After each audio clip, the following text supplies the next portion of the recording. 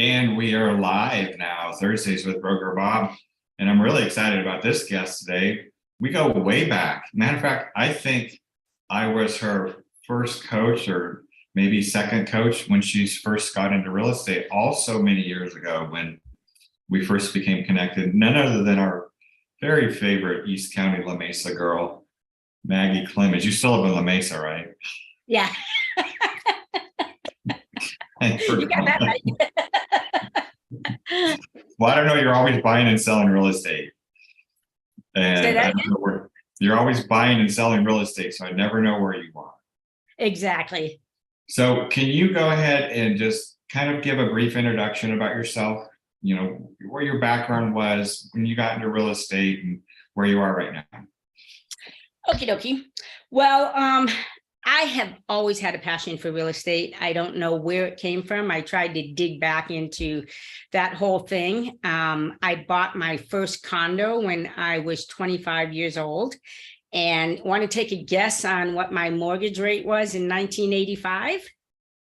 Well, if it was the 80s, it was like 12 or 17%, something like that. 17.8%. Yeah. Was my yeah, but the mortgage. prices were like minuscule. Yeah, they were.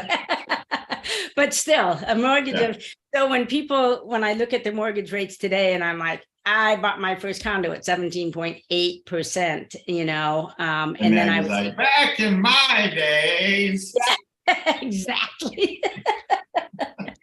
But so that started me off in real estate. Even at 25, my whole goal was to just, you know, I don't know where it came from, but I just wanted to be in real estate. I wanted to, you know, I knew that real estate was the foundation for generational wealth, which I did not come from.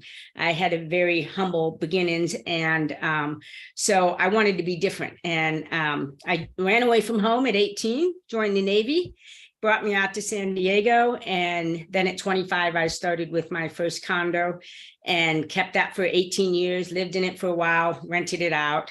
And I went into a part-time job, what I thought was a temporary job in the car business. And I ended up staying in the car business for 25 years.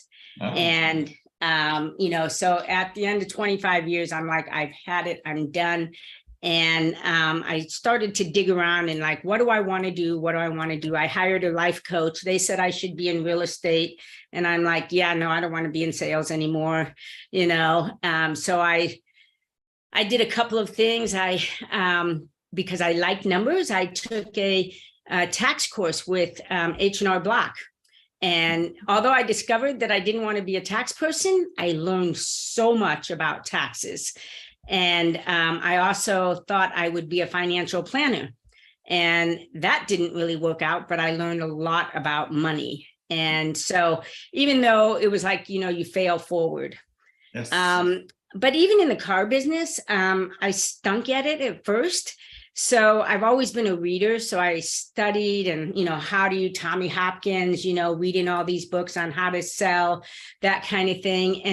And what I did was I built a business within the dealership. I hired a senior citizen. She did a newsletter for me, which the dealership mailed out free of charge. She did all of my birthday cards, things like that. And I just kept my name and face in front of people. I ended up being the top salesperson there for the last 11 years that I was at that dealership.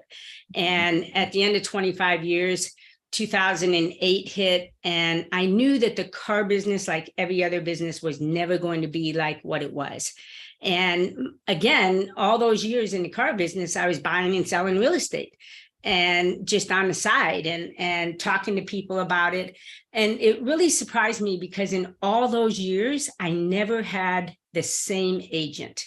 Not once did they keep in touch with me. Did they call me? Did they, you know, anything to just see how I was doing. And yet I was buying and selling real estate every couple of years. So then I took another look at real estate, and mostly to kind of scratch my own itch. You know, I wanted to dive more into the investment side of it. And I thought, well, you know, while I was still in the car business, I got my real estate license. And then I went to I joined another Keller Williams office. And I will tell you that my first year in the business, I did zero. I did not do one transaction the whole first year, but I played a lot of golf. I had great tan. I did some traveling, and I just, I think that was just 25 years in the car business. It was just, breathing a sigh of relief and being out of that. But then when I thought, okay, it's time to get serious about real estate, I signed up for a bold class. Mm-hmm. And in the bold class, there was this whole table over there that was having so much fun. And I'm like, I want to be that. So I went and asked them where they were from. They were from Metro. I talked to Ashley, who was the team leader, mm-hmm. and about, moving from one market center to the other. And we made that happen. And you ended up being my first coach. You're bringing back memories now of that database you had from the car people. I'm like, you got to be calling those people. Exactly. Which after that first year, I did nothing. And that was the first thing you said. It was like, do you realize what you're sitting on? And so I went back and forth because really when I started calling that database, I got a cease and desist letter from the dealership. Of course. And I was like, ooh, and but I'd had all those names at the blessings of the old owner. They changed ownership. And then I had all those names from my newsletters, from my birthday cards. I mean, it wasn't like I took anything from the dealership. I had it. Right. And so after, I think it might have been you that, pushed me to keep working on that database. I actually went down to the owner of the dealership and said, look, I'm never coming back into the car business. And really that was their fear, was that I was going to take that database and come back into a different dealership. And so once I convinced them of that, and I said, look, all I'm going to do is keep in touch, let them know I'm in real estate. And if they want to buy a car, I'll send them down to you. Mm-hmm. So the owner gave me his card and said, you send him down to me personally.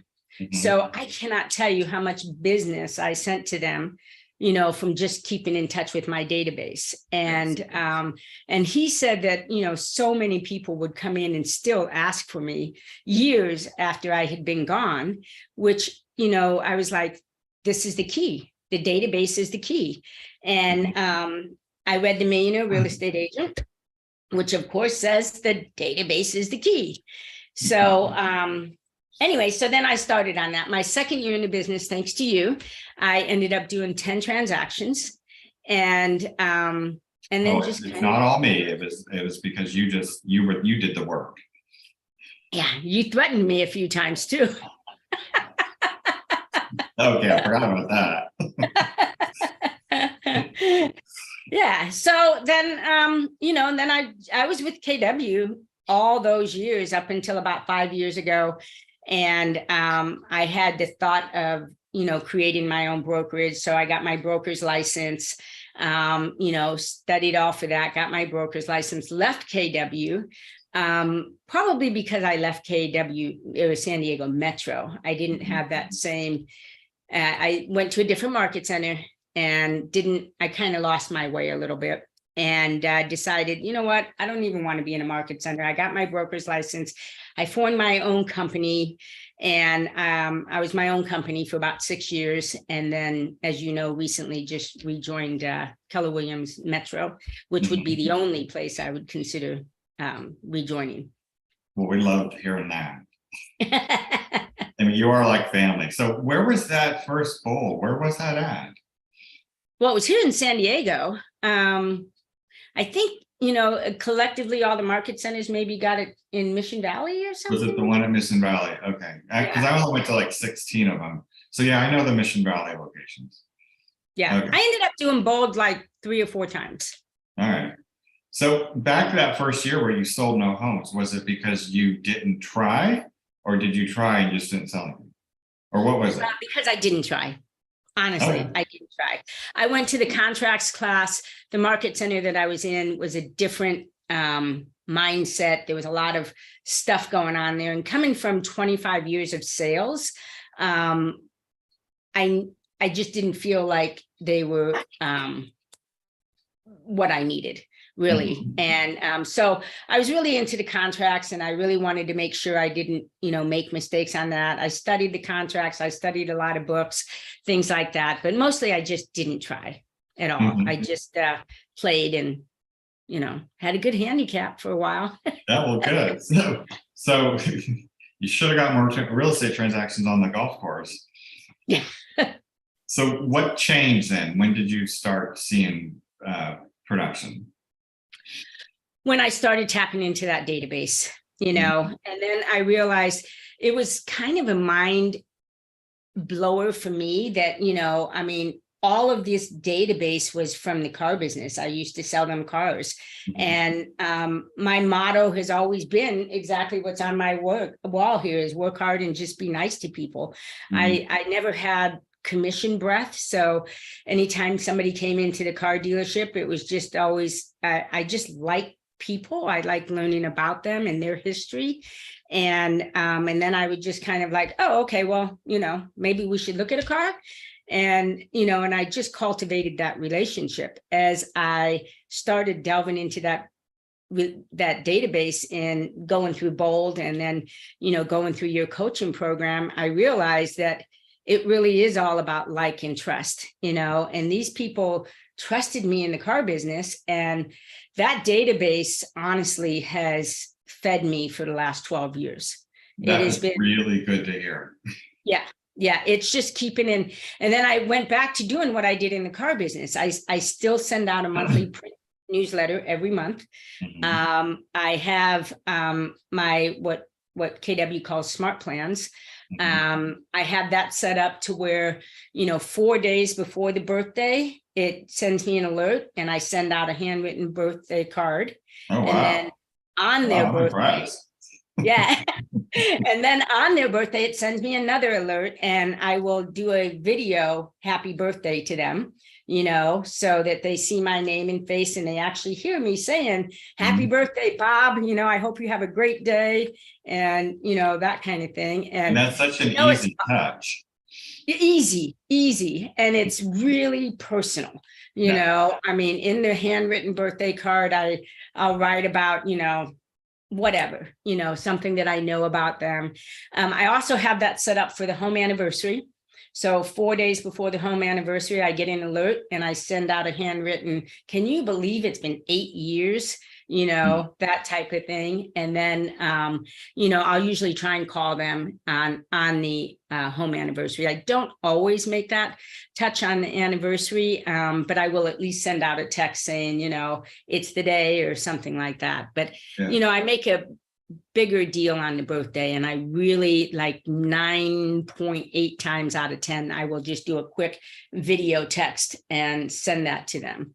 Mhm. And so that keeps my name in front of them. The newsletter, I stopped doing my newsletter a couple of years ago. And then I went back through my numbers for the year, and I discovered that, like, most of my business came from my newsletter. So why was I stopping that? So I jumped back into the newsletter, and that's the one thing that I will not stop doing now. And, because back when I was buying and selling real estate on a personal level, I used to do it every couple of years. And now people will stick around, and, it takes a lot longer for that relationship to pay off. But Yeah. once it pays off, it's, and especially in real estate, it's a ton of money. So that newsletter, what is it? How many people are you sending it to? And how you Um, said once a month, right? I send it once a month. I send a physical newsletter once a month. And years ago, I bought into, so let me tell you this. One thing I've never stopped doing is constantly learning. Real estate changes all the time. And I knew that from the age I was 25. And so I joined the San Diego Creative Investors Association. I went down there. I'm pretty good friends with some of the older people that were down there years ago. They used to have a book library that you could, check out, and I learned all sorts of things about the investment side of real estate. So I was always, and then I took that, and then I tried to, convey that off to my clients. But the newsletter I started many, many years ago, and there's a company out of Texas, and it changed hands a few years ago, but it's called Service for Life.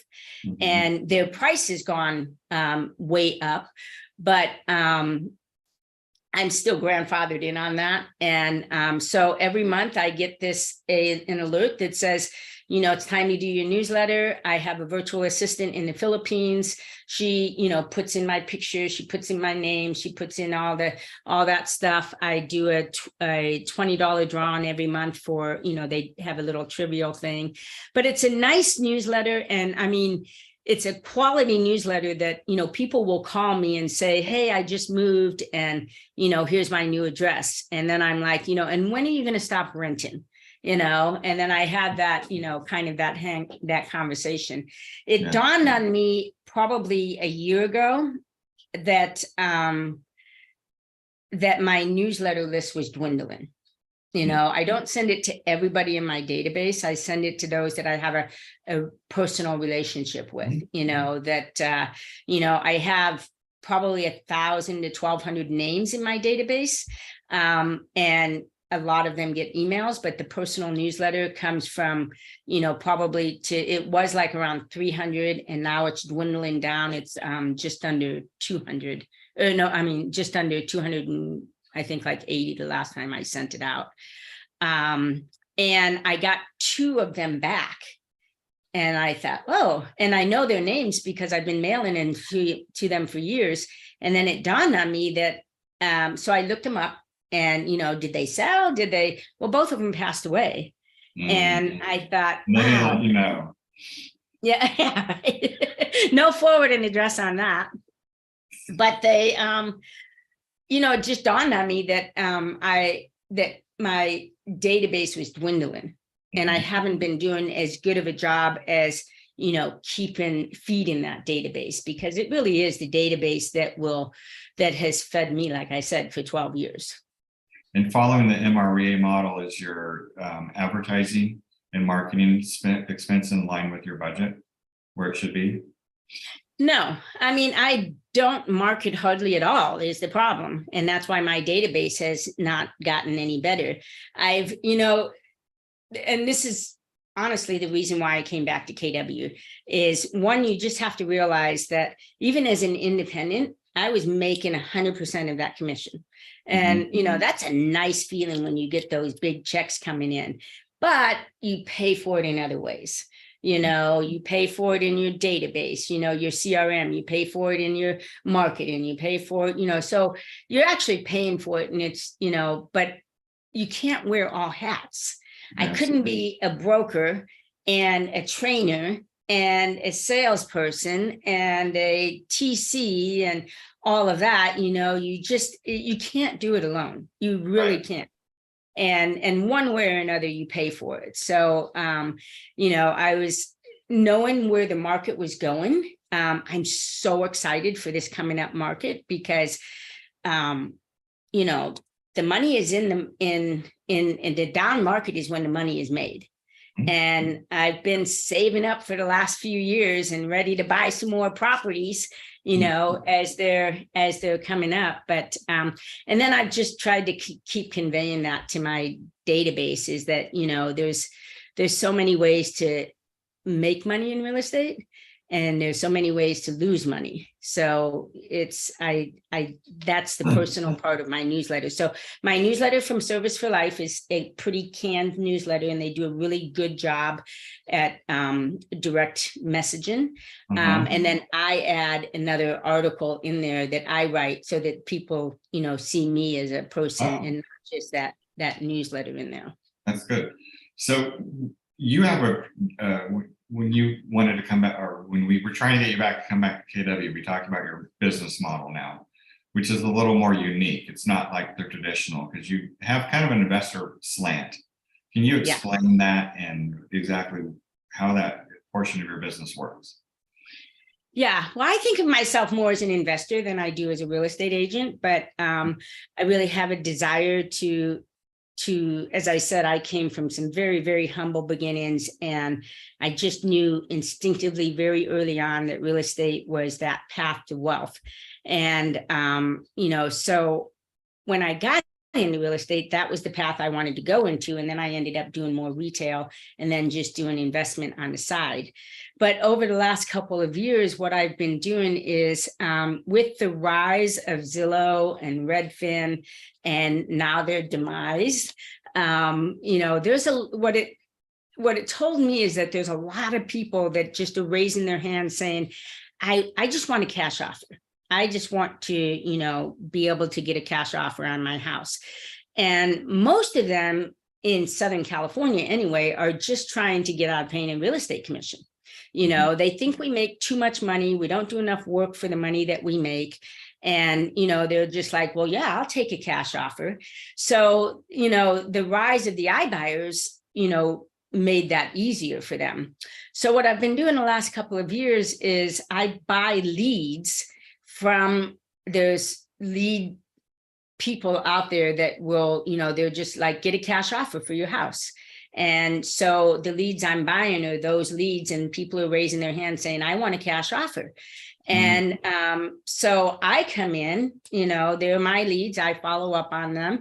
And like any other lead source, the longer you stay in touch with them, the more productive those leads are. And I'm just a little different. I'm just like, look, I'm a real estate investor. I'm looking for properties that I can buy as an investor. I also have a real estate license, and, I'm just going to be upfront and honest with you and tell you, the direction. What you do with that is up to you, but you can always count on me to tell you what honestly, what I think. So it's always been, I build that common ground with them on the phone. I go out there, I talk to them. Some of them are truly, they need a cash offer for their house. There's, personal circumstances that they need to close very quickly. Some of them I've ran into more hoarders than I ever thought were out there, and what? Hoarders. Oh, hoarders. Okay. Oh, God, you should see some of the houses I've walked into. And one of them, I took a picture of my feet to remind me never to wear sandals when I go look at these houses again, because I had no idea what was in that house. Is there a certain profile then of these prospects? Are they a certain area of San Diego? They're all over, or what? All over San Diego, all over. And then some of them are just, they truly do just want to get away from, paying a real estate investment. And, and then I just, basically, it's in that relationship. I'm very honest with them, and I'll tell them, look, as an investor, what we do is try and buy properties 30 to 50% below market value. We invest the money to fix them up, and then we will sell them and, make profit on it. That's our business model. And, this house does not, fit that. I mean, so do you really need the speed, or would you prefer to have the ROI and have the return on your investment? And, and then once they start looking at it from that direction, I picked up many listings from talking to these people. I picked up many properties. This year, I sold 3 properties to investors, and I picked up finder's fees for that. Once I joined Keller Williams, I hooked up with Hawthorne and Albatross. I have one that we just closed on yesterday. And that one I made $14,375 for that referral to them. We closed yesterday. They're going to do the remodel, and I'm hoping that it comes on the market in January. So I'll get that as a relist, and I'll get that area, which is in a very good area, to be able to do my marketing in. So I've also picked up flip properties. So I've done a couple of my own flips. And so basically, when I'm paying for these leads in San Diego, these leads are not cheap because there's so many investors. But, I can, because I'm also an agent, I can talk to them about different things. So I call those leads. I cherry pick them. If it's something that I want to flip, then I'll keep that myself. If it's something that really it's out of my realm, then I'll contact my investor database. And if it's something that I can, they just don't really trust real estate agents, I work on that relationship, and then I end up listing the property. So it sounds like, it's the company that goes out and markets and advertises cash offer for your home. They place a lot of ads, and then they just centralize that database and then sell it Yep. to agents to call. Exactly. And then how many of those do you pay, like, for a certain amount each month, or? I pay, right now, I actually just paused it because I've had so much other stuff. And this is one of the things I'm working through with Sarah, because again, I can't wear all of those hats. But I was buying about 8 leads a month. So I was spending $1,500 to $2,000 a lead on a month on those sources. So it's not a tremendous amount of leads, but it's an investment. Absolutely. And it's a warm call. Yeah.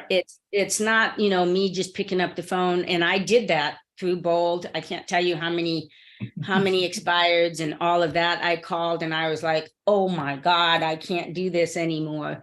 Not that it didn't work, because I got a ton of business out of it. It just wasn't me. And but it's a warm call, and you're just calling these people and saying, look, you requested a cash offer. I didn't reach out to you. You requested it, and I'd really like to talk to you about it. And, and sometimes I don't hear from these people for months. And, but I keep my name and face in front of them like you would with any lead. And then all of a sudden it's like, oh, do you still do cash offers? Why? Yes, I do. And then we just take it from there. Mm-hmm.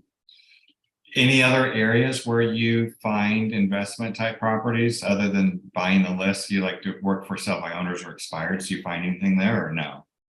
Nope, I've never really dwelled down on for sale by owners or expireds. I think there's a lot of people, calling those.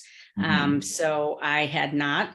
I will if I, although there's not a lot of for sale by owners, but if I see a sign out, I will generally knock on the door and, and just start a conversation with them and just say, look, I'm an investor and I'm a real estate broker.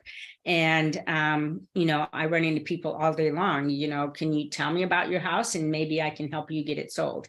And, I kind of, think that there's a lot of buyers out there that would like to do that. So I have partnered up, I haven't done it in many years, but I partnered up with a couple of for sale by owners out in El Cajon, and I advertised the heck out of that and ended up getting a commission on of it because, I helped them to sell the house. Mm-hmm.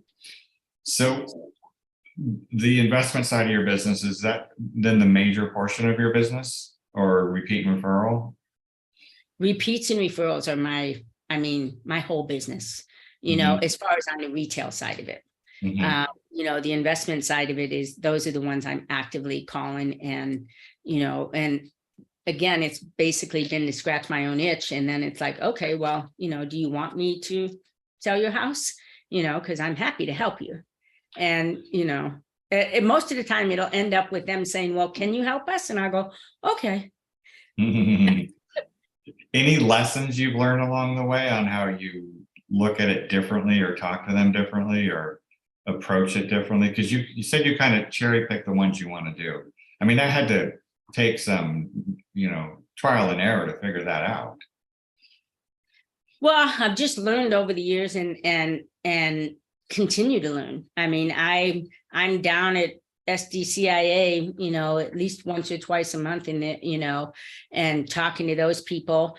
The thing I've been learning about more lately is notes, buying and selling real estate notes. And, just because the guy who used to run the SDCIA down here in San Diego moved up to LA, and that is his main focus. So I have a really good source on that. I don't hesitate. I go to a lot of different investor meetings. I went to one with Cal Holmes last month, and he's with EXP. Now, everybody with EXP, they try and turn everything around to, well, yeah, we want to help you, but, by the way, do you want to join us? You know, that type of thing. So you have to go into those, you know, knowing that you're going to get nuggets, and that those nuggets will, you know, pay off later. In fact, I have a house that will be coming on the market in January in Ocean Beach. And they went through all of the trouble of getting permits approved, even by the coastal community, or the coastal, what is it? Coastal Commission. Coastal Commission. Yeah. To tear down that house and build two. So, you know, because of the meeting that I had, because of the seminar I went to for him with Cal Holmes, I now had a number, and I now know that he does a lot of developments. So when this came up, I called him up and said, hey, I was just at your finance meeting a couple of months ago. Thanks for putting that on. I really got a lot out of it. I got a lot of contacts with finances and things like that. And you had mentioned that you do developments. You know, let me tell you about this project that I have. And it turned out that he wasn't interested in it, but we had a nice conversation about it. And he actually went by and we, you know, looked at the property and talked about it. So a lot of it in investment sides is the contacts that you pick up over the years. And on the retail side, it's really just, you know, I treat people the way that I would want to be treated, and, you know, and then keep my name and face in front of them. And if they, you know, I always let them know, look, if you have anything, I'm happy to help, but, you know, if you don't Sounds have like a anything. simple business model. I mean, you just made it so simple. It is, and that is the thing about real estate. It is really, really simple if you just, It's just you not know, easy. telling people. It is not easy. No, you know, I mean, and I'm probably the worst role model, so don't look at me, you know, but I've made a ton of money in real estate over the years, and a lot of it investments. And when I decided, well, a year or so ago, that it was time for me to join up with another real estate company, it's because I let so much business fall through the cracks. And, you know, Sarah kind of spanked me a couple of weeks ago because I had a listing in Chula Vista, and I got a buyer in the open house, and I was like, oh, I don't have time to be a buyer's agent right now, you know. And he came back in and he's like, could you write up this offer? And I'm like, really? You don't know anybody in real estate that can write up this offer for you? And I because I wasn't thinking that I was in Keller Williams again. And because what I should have done was just referred that out to, you know, somebody in the company, and I would have at least gotten a referral fee. Instead, I told him to go, you don't know anybody in real estate that can help you with this? Because I prefer not to double end. I will double end when I have to, but I prefer not to. So what lessons did you learn from your flip stuff? What? Your flip properties. What lessons can you share with that? Well, I'm pretty picky about what I take because, you know, the last one that I did was here in, when did we close on that? I think we closed in March or April. And it was 3 miles from my house. And it was from a real estate agent. He had a real estate license. And you know, he just decided, he wanted to cash out. I remember I sat at the table with him and his wife, and I'm like, now, are you sure you don't want to list this? Because honestly, I'm going to come in here, I'm going to tear this whole place apart, I'm going to build it back up, and I'm going to make some profit. Are you sure you don't want to be a part of that? And he was like, yeah, Maggie, we just want to move to Arkansas. And I'm like, okay, you know, but I felt good because I gave them that option. So, you know, so Patty, my partner, and I, we flipped it ourselves. We acted as our own general contractor, and we learned a lot over the years as far as we both really like flipping properties, but most of the properties that I have as rentals are townhouses or condos. And this one, I actually thought about keeping it, but knowing that the market was shifting, I knew I could capitalize on the money on that And as the market shifts, I'll be able to take that same money and hopefully buy 2 more properties. Mhm. So, it's just, the thing with flipping is that the one thing I see is that a lot of people will put too much money into it for the area that it's in. It's like, I want it to be nice, and I want to be able to say that, hey, I would live here. But like on that one, I could have changed out the kitchen cabinets, but I didn't. I painted them, and they were the original cabinets. And the other thing I made sure I did was on the inside, because I know what it's like to go into a place and you open up the kitchen cabinets, and it's like, they look great on the outside. So I made sure that my contractor painted the entire inside of it, so it looked like it was brand new. And little things like that don't cost you that much money, but I got such a huge return on the whole place. Right. Okay. Good. So what lessons would you give to somebody if they're in the business and they're kind of like maybe having a challenge or a struggle about sticking it out and doing the things you need to do? Well, the lessons are, I guess, number one is that there are so many different ways to make money in real estate. It's not just, buying and selling real estate. And everybody knows that. When you talk to people, the reason, like, I wear polo shirts that have my name on it, and it says real estate on it. People will just stop you in the store and ask you about it.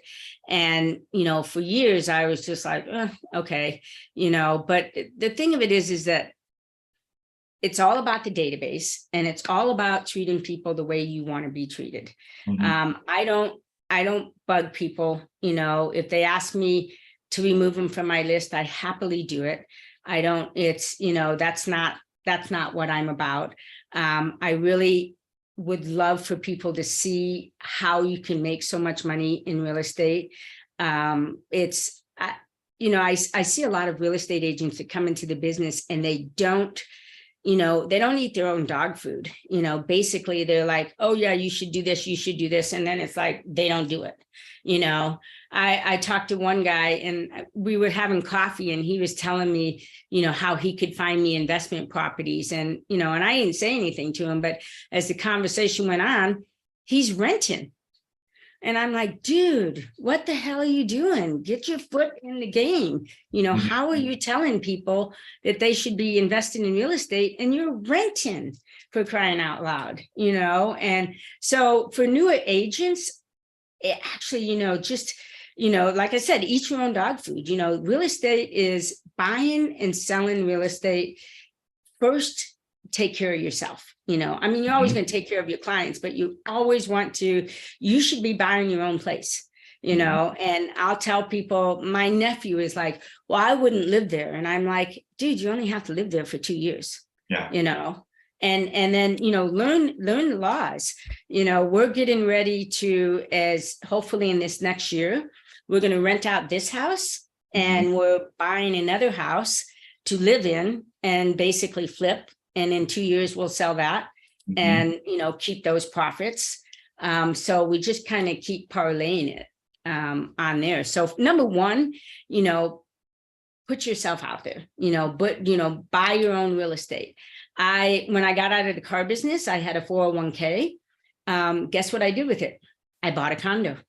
With my 401k. I have a self-directed IRA, and I paid cash for it. I paid $155,000 for it in 2012. I could easily sell that for $400,000 now. But what's better for me is all those years, 10 years, I've had $1,500 a year going right into my IRA. So I've been building up for that whole retirement on there. And there's so many ways that you can do that. So number one, get your foot in the door, buy real estate. You can talk to people about the issues when you go through it yourself, and then number two, your database. It's all about the database. And, I wish that I'd have paid a lot more attention to that when I was brand new into the business. And now that I'm like back into Keller Williams, I'm like, okay, I've got about 7 years here left in the business. So I'm like, I can't do it myself. I need to build up that business. 7 years. Okay. Time clock 7 years. 7 years at least, where I'm face to face with the clients, but I'm always going to be buying and selling real estate. I'm always going to be doing that. Well, Maggie, I adore you to death. I love you. I'm so glad you're back with KW. I had such a great time when you were entering into the business, being able to be your coach because you were a fun client. But you have a lot of great experience, and I'm sure agents can ever reach out to you if they ever have questions about stuff like that because you're very giving. So absolutely, yeah. I do appreciate your time. Yeah, and if you guys do see Maggie at events with KW, go up and introduce yourself. She's really that kind of a friendly person. She's really outgoing and personable. So when you get to know me, I am. I'm a little shy at first. Then once you get to know me, I don't shut up. Case in point, I'm like, wow, 41 minutes already. Well, you've learned the business model that's a little bit different than everybody else. Like you figured out from the investment standpoint, how do I go reach people? And you just modeled a system and went out and did it that way. And it takes everybody, a while to figure that out. And that's okay. There's nothing wrong with it. So, and I'm glad the fact that you didn't sell one home your first year, because there's some agents that feel I didn't sell anything my first 3 months. I'm like, well, that happens. It does happen. It does happen. But I do think that, Keller Williams has so many good programs. And, I'm not afraid to admit that I didn't follow those programs and that I should have. And it's, okay. I'm astounded at probably where my business would be today if I had, if I'd have just buckled down and did what the MREA says. I've taken advantage of going back through the financials classes. I've sat in on your contract courses, your contract classes the last couple of times because they're good refreshers. And, when you're negotiating, I come from an environment where I used to negotiate over pennies. Yeah. I would send my salespeople back in at, go get me another $5. And stuff like that, because so from that environment to this environment, there's so many different ways that you can make money. And, the other thing is that there's so many ways that you could lose money. Yes. And that really, really bothers me that there are so many agents out there that don't take care of their clients in that way. So that's my buzz. Somebody's here delivering something. So I love you to death. We got to run, and I'll talk to you later. Thank you.